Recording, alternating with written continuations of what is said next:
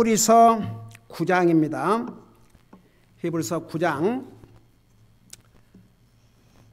1절에서부터 5절까지입니다.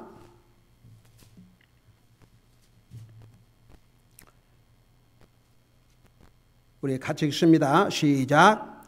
그런즉 진실로 첫 언약에도 하나님을 섬기기 위한 규례들과 세상에 속한 성소가 있었느니라. 성막이 만들어졌는데 첫째 것은 안에 등잔대와 상과 보여주는 빵이 있고 성소라 불리며 둘째 휘장 뒤에 있는 성막은 지성소라 불리느니라. 거기에는 금 항로와 돌아가며 금으로 입힌 언약궤가 있고 이 궤 속에는 만나를 담은 금 항아리와 아론의 쌍난 지팡이와 언약의 돌판들이 있으며 이 궤 위에는 궁율의 자리를 덮는 영광의 그룹들이 있었으니 이것들에 관하여는 우리가 지금 낱낱이 말할 수 없노라. 아멘. 안시 바랍니다. 그 5장 마지막 절 부분에 보면 우리가 지금 낱낱이 말할 수 없다 그랬는데 우리는 이미 레이기에서 낱낱이 공부를 했죠. 주일날. 여러분 9장의 제목은 훨씬 뛰어난 성소라는 것을 서론적으로 얘기했죠. 왜냐하면 여러분 구약시대 때에 하나님께서 다 이렇게 인스트럭션을 주셔서 모세를 통해서 세웠지만 사람의 손으로 세웠고 땅에 세워져 있었고 그 다음에 그 성막에는 사실 이스라엘 백성을 위한 이 성막 자체가 이스라엘 백성을 위한 것이지 온 세상 만민을 위한 것도 아니고 더더구나 성소에는 이스라엘 백성이라 할지라도 들어갈 수 없었습니다. 성소에는 제사장들만, 더더구나 지성소에는 대제사장만 1년에 한 번씩 들어갈 수 있었습니다. 그래서 구약시대 때의 이 성소는 땅에 있는 성소고 일시적이었습니다. 완전한 것이 아니었습니다. 그럼에도 불구하고 이 성소는 누구를 보여주고 있냐 그러면 예수님을 보여주고 있습니다. 성막 자체는 하나님이 이스라엘 백성들과 함께 하심 그걸 보여줬지만 그 성소 안에 있는 그 모든 이런 집기들까지도 다 우리 예수님을 보여주는 모형이 옳시다.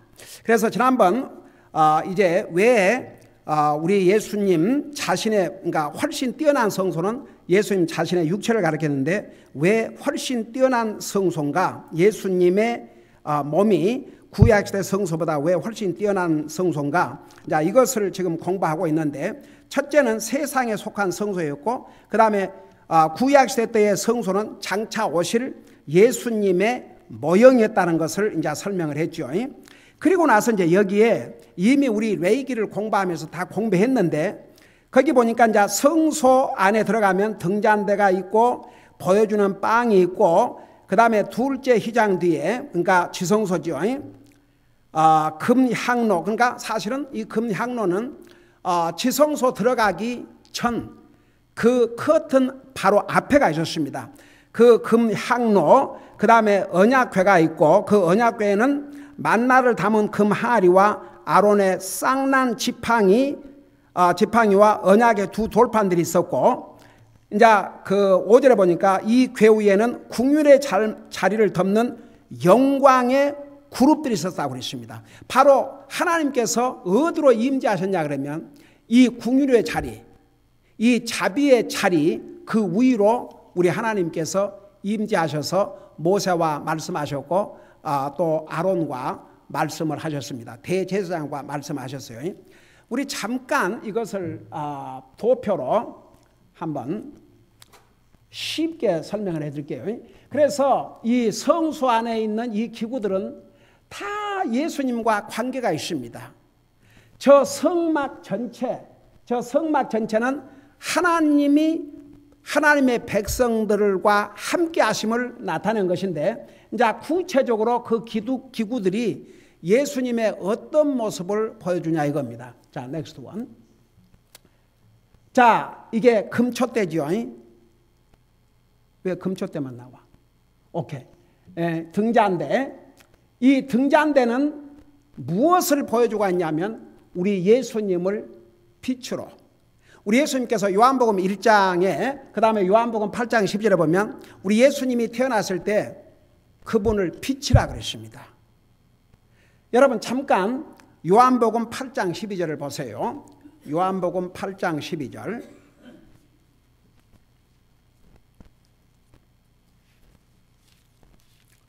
요한복음 8장 12절입니다.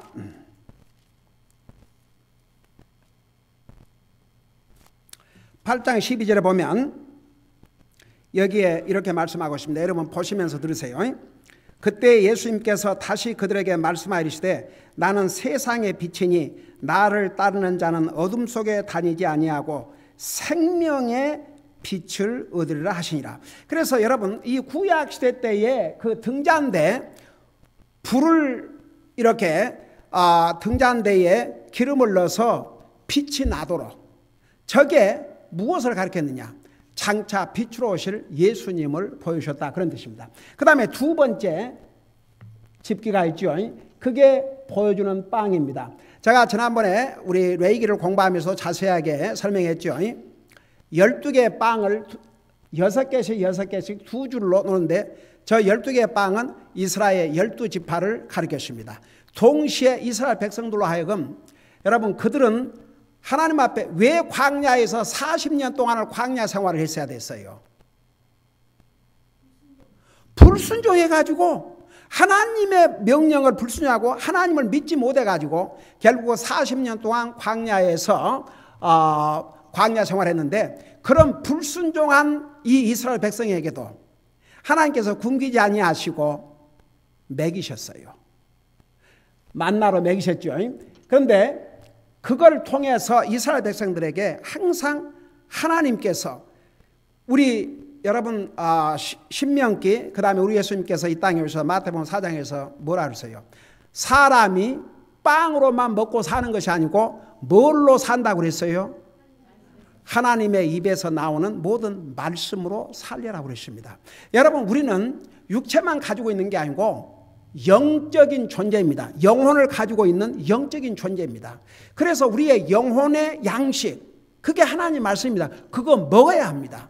그게 먹어야 건강하게 우리 영혼이 잘 믿음 위에 서 있게 됩니다.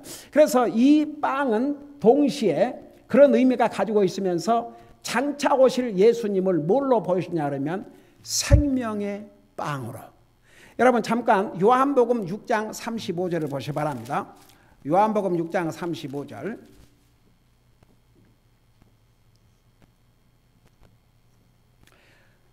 우리 같이 한번 읽어보겠습니다. 요한복음 6장 35절입니다. 시작. 예수님께서 그들에게 이르시되 내가 곧 생명의 빵이니 내게 오는 자는 결코 줄이지 아니할 것이요 나를 믿는 자는 결코 목마르지 아니하리라. 자, 예수님께서 내가 곧 생명의 빵이라고 그랬습니다. 여러분 그래서 우리가 주의 만찬을 할 때에 무엇을 먹어요? 빵을 먹지요. 그게 무엇을 가리킨다고 그랬어요? 예수님의 몸을 가리킨다고 그랬어요. 그래서 이 나를 먹는 자는 그랬어요. 그러니까 예수님 자신의 몸을 생명의 빵으로, 그 몸으로 나와 여러분의 지은 죄를 대신해서 그 몸으로 죄값을 치르시지 않습니까? 그 다음에 이제 세 번째, 금향로. 이 금향로는 지성소에 들어가는 바로 커튼 앞에가 있습니다. 여기서 이 금향로는 예수님을 어떤 분으로 보여주고 있느냐? 예수님을 향기로운 냄새로, 그 다음에 또 성도의 기도로 그렇게 보여주고 있습니다. 여러분 잠깐 고린도후서 2장 15절을 보시기 바랍니다. 고린도전서 2장 15절.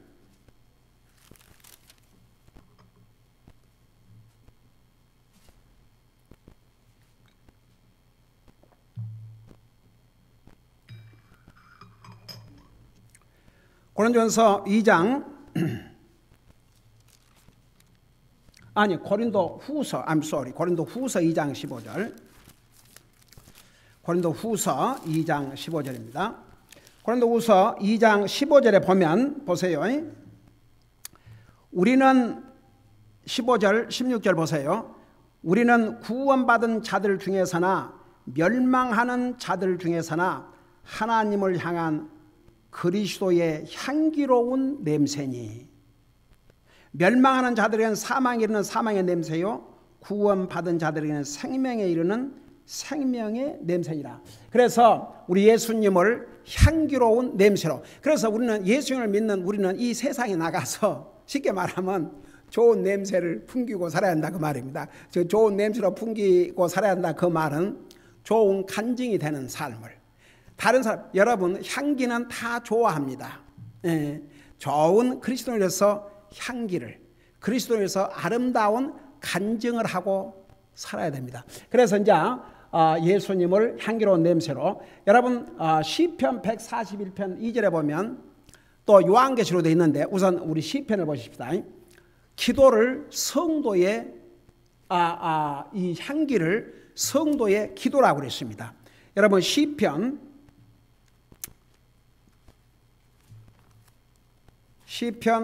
143편을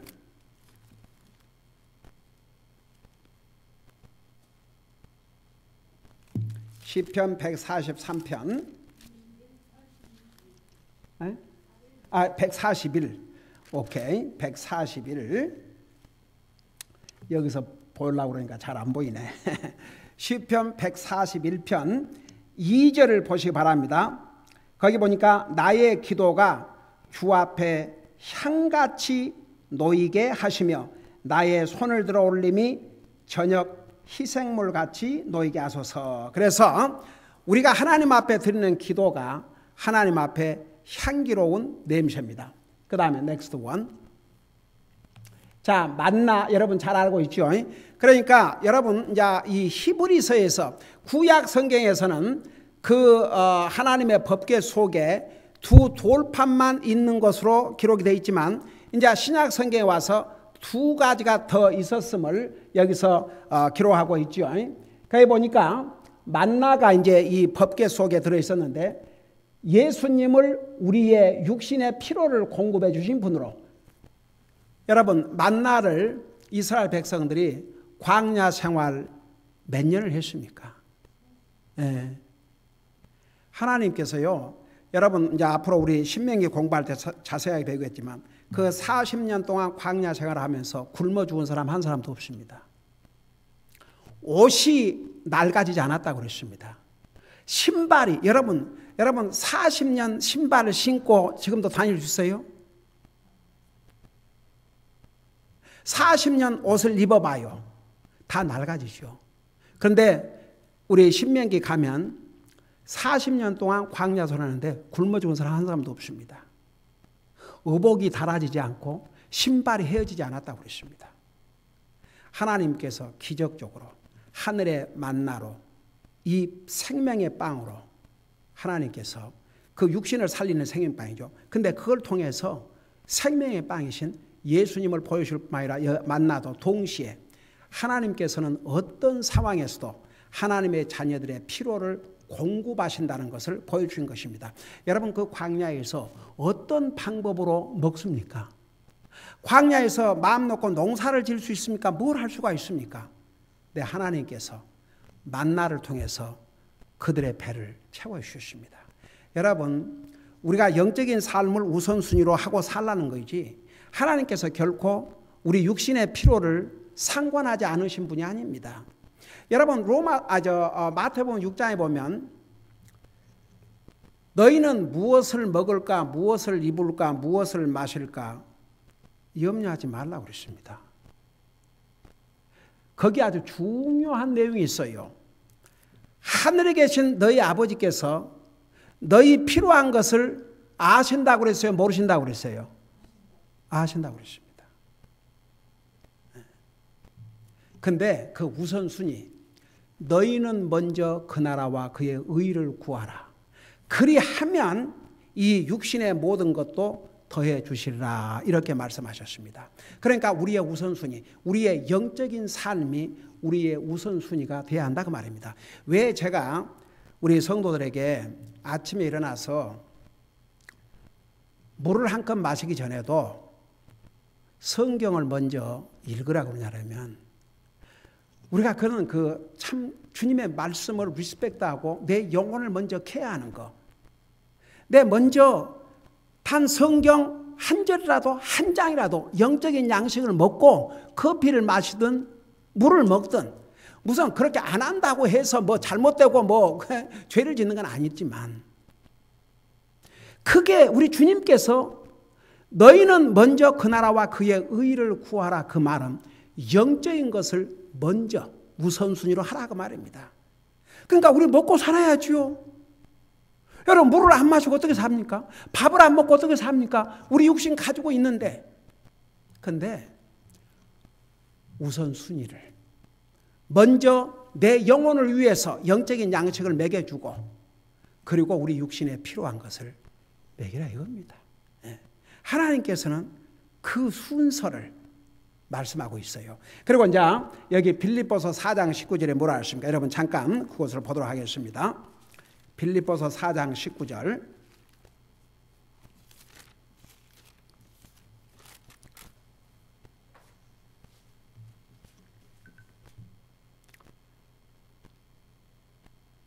사장 19절을 보니까 그 앞에서도 제가 18절부터 읽고 설명할게요. 18절에 오직 내게는 모든 것이 있고 또 풍부하니라. 에바브로디도 편에 너희가 보낸 것들을 받았으므로 내가 풍족하니 이것은 달콤한 냄새의 향기요 받으실 만한 희생물이며 하나님을 매우 기쁘게 한 것이라. 그러니까 하나님의 사역을 위해서 드린 물질이 하나님 앞에 달콤한 냄새의 향기고 받을 만한 희생물이고 하나님을 매우 기쁘게 한 것이라. 그러고 나서 19절에 오직 내 하나님께서 그리스도 예수님을 통해 영광 가운데서 자신의 부요하심에 따라 너희의 모든 필요를 공급하시리라. 여러분, 우리 주님 부자예요, 가난해요? 부자세요. 우리 주님이 이 땅에 오셔서는 나와 여러분을 위해서 가난한 자가 됐습니다. 세상에 가난해도 그렇게 가난하실 수가 없었어요. 우리 예수님 산 집이 있었어요, 없었어요? 머리 둘 곳이 없었다고 그랬습니다. 오늘은 이곳에서 복음 전하고 들판에서 산에서 어떻게 지내는지 잘 몰라요. 내일은 저 마을로 가서 그러고 다니시면서 복음을 전했습니다. 여러분, 그가 가난하게 되시면 우리를 부요하게 하시며라고 성경은 말씀하고 있습니다. 그러나 우리 예수님 지금 부자십니다. 온 세상 만물이 다 예수님의 것입니다. 하늘과 땅과 그 안에 있는 모든 것이 다 주님의 것입니다. 여러분, 무궁무진하게 부유하신 분이 우리 예수님이십니다. 그 예수님께서 우리의 필요를 공급해 주신다고 그랬습니다.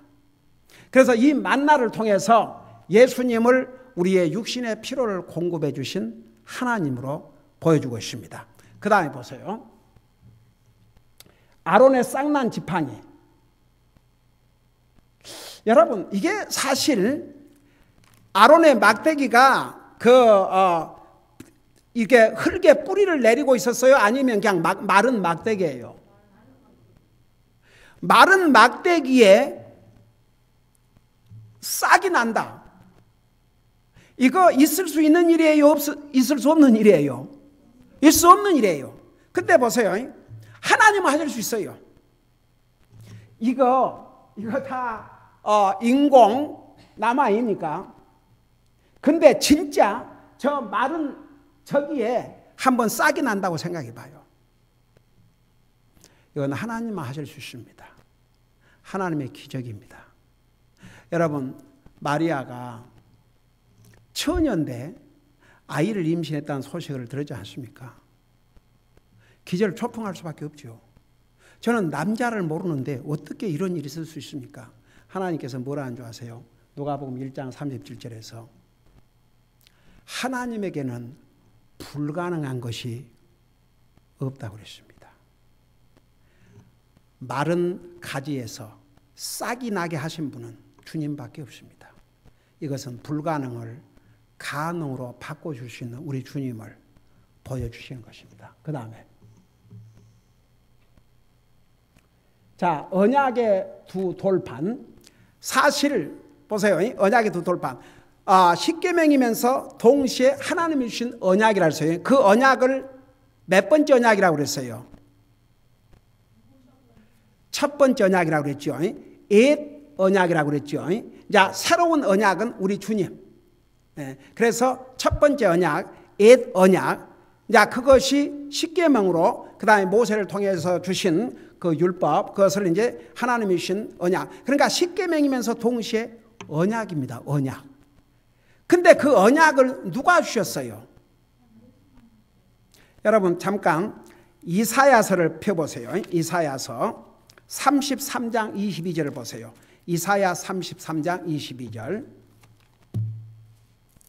이사야 33장 22절.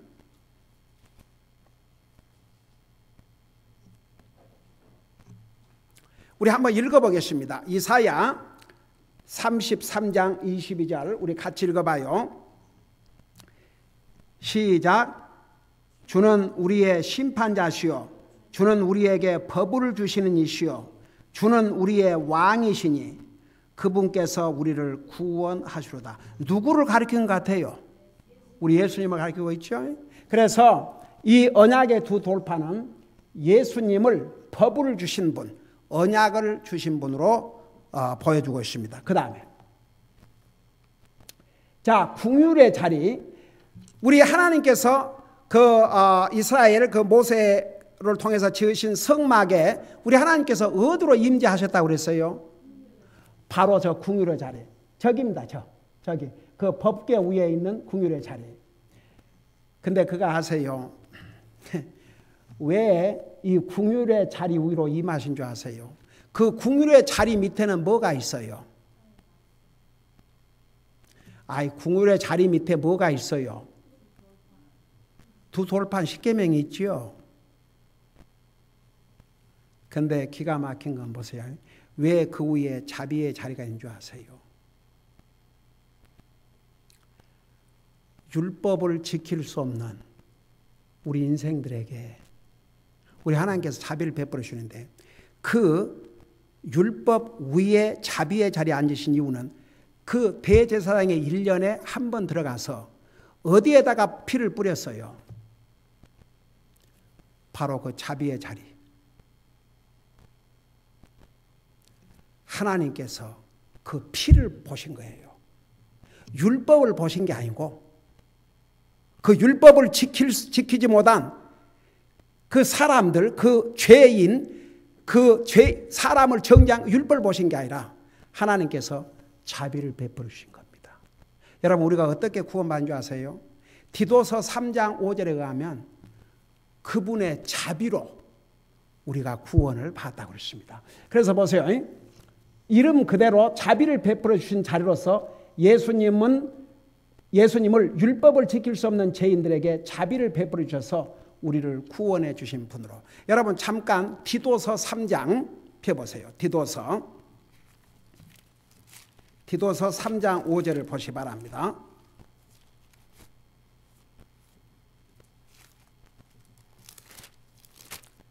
디도서 3장 5절 392페이지입니다. 신약성경.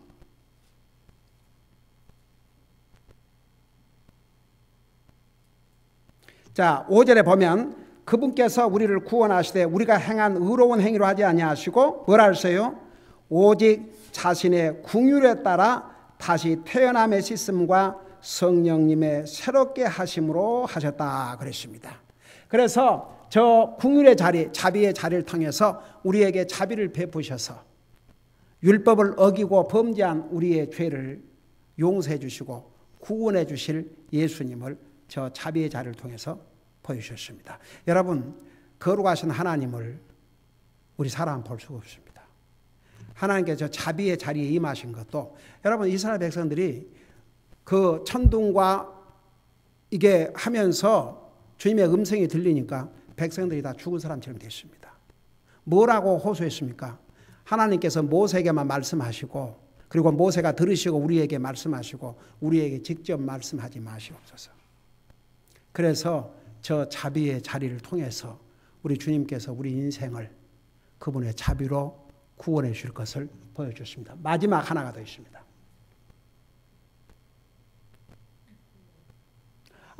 그리고 그 따로 안 했나?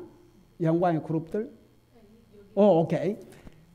그 다음에 궁일의 자리를 덮는 영광의 그룹들, 이 그룹들이라는 것이 천사를 가리켰습니다.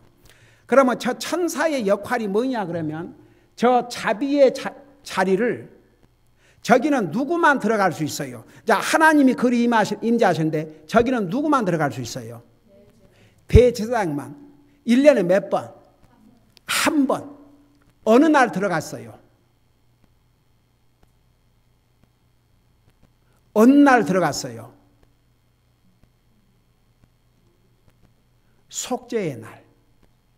아이고 주여 그 데이오브 톤먼트 속죄의 날. 1년의 속죄의 날에 한 번 들어갈 수 있도록 저 자리를 저기는 감히 그 누구도 올 수 없도록 지켜요.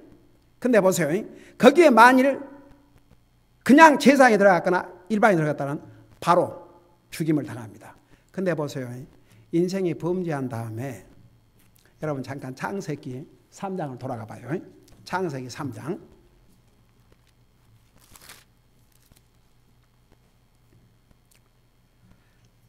우리 인류의 최초조상 아담과 이브가 하나님의 말씀을 불순종하고 범죄했잖아요. 그 전에는 어디서 살았어요? 아담과 이브가 에덴 동산에서 살았죠. 영원히 영광을 누리고 살 뻔했어요. 근데 범죄함으로 그 에덴 동산에서 쫓겨났어요? 안 쫓겨났어요? 쫓겨났어요. 근데 보세요. 23절에 보니까 그러므로 주 하나님께서 에덴의 동산에서 그를 내보내사 그를 취하여 낸 땅을 갈게 하시니라. 24절 보세요. 이같이 하나님께서 그 남자를 쫓아내시고 에덴의 동산 동쪽에 그룹들과 사방으로 도는 불타는 칼을 두어 생명나무의 길을 지키게 하니라. 이때 천사는 무슨 역할을 했어요? 아담과 이브가 다시 에덴 동산에 못 들어오도록 가드 지키고 있었어요. 바로 그 역할을 여기서 보여준 것입니다. 그래서 여러분 이렇게 그 성막 성소 안에 있는 모든 기구들조차도 다 예수님을 보여주는 모형입니다. 그대로 우리 예수님께서 이 땅에 오시지 않습니까? 기도하십시다. 사랑의 아버지 하나님, 우리를 구원하시고 구약시대 때의 성막은 당시 사람의 손으로 세워졌고 이스라엘 백성을 위한 것이었지만 우리 예수님은 사람의 손으로 지은 성소로 오지 아니하시고 그분의 육체를 통해서 이 땅에 오셔서 우리의 구원, 우리의 죄 문제를 완성시키시고 우리를 구원해 주셨습니다. 구약시대 때에 성소에 있던 모든 집기조차도 장차 오실 예수님을 이렇게 그림자로 보여주신 것을 우리가 배웠습니다. 우리는 이 하나님의 말씀을 통해서 우리 주님은 약속의 하나님이시오, 반드시 이루신 하나님이시오. 우리 주님은 약속대로 이 땅에 오셔서 구약시대 때의 짐승의 피나 제사장이나 사람의 손으로 지은 성막을 통해서 할 수 없는 우리의 구원을 완성시키셨고 지금 우리가 자유스럽게 주님의 성소를 출입할 수 있는 영광까지 얻었습니다. 우리가 얼마나 복받은 하나님의 백성들인 거 잊지 말게 하시고 항상 주님의 이 놀라우신 은혜에 감사하고 살 수 있도록 우리의 삶을 인도해 주옵소서. 감사합니다. 사랑합니다. 예수님의 이름으로 감사 기도드리옵나이다. 아멘.